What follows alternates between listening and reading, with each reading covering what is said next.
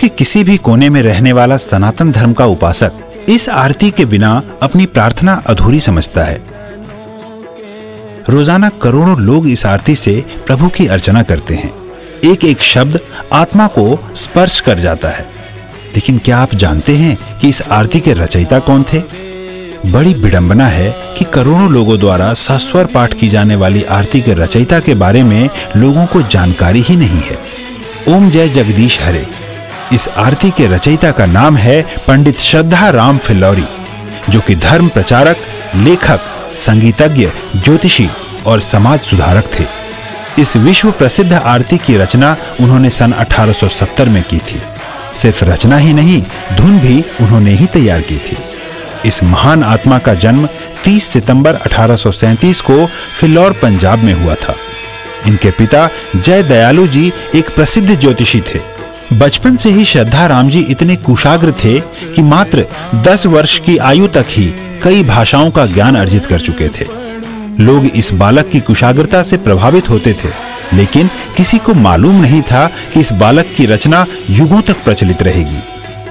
अद्वितीय लेखक पंडित फिल्लौरी को सर्वप्रथम हिंदी उपन्यास भाग्यवती लिखने का श्रेय भी जाता है। उन्होंने बाइबल का भी आंशिक अनुवाद गुरुमुखी में किया था। उन्होंने महाराजा रंजीत सिंह के शासनकाल पर आधारित पुस्तक सिक्खा दे राज दी विधियां का लेखन भी किया। इसके अतिरिक्त पंजाबी बातचीत, सत्य धर्म मुक्तावली, शतोपदेश, सत्यामृत प्रवाह और सलय प्रवाह नामक पुस्तकों का लेखन भी किया। वह समाज सुधारक भी थे। जाति पाति के बंधन को न मानने वाले पंडित जी ने मेहताब कौर से शादी की थी, जो कि सिख परिवार से संबंधित थी। वह बाल विवाह, लड़के लड़की में भेदभाव, नवजात कन्याओं की हत्या जैसी कुरीतियों के विरोधी थे। उन्होंने स्त्रियों को समान अधिकार दिलवाने और उनके शिक्षा का समर्थन एवं प्रचार भी किया। पंडित श्रद्धाराम फिल्लौरी 1857 के प्रथम स्वतंत्रता संग्राम से प्रभावित होकर लोगों को एकत्रित करके देशभक्ति की गाथाएं सुनाते थे। अंततः ब्रिटिश सरकार ने उन्हें फिल्लौर से पलायन करने का हुक्म दिया।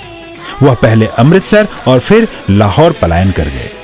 अद्वितीय आरती के रचयिता पंडित श्रद्धाराम फिल्लौरी यद्यपि हमारे बीच सशरीर नहीं है, परंतु आत्म विभोर करने वाली जगत के ईश का गुणगान करने वाली आरती के प्रत्येक शब्द में उनकी छवि विराजमान है।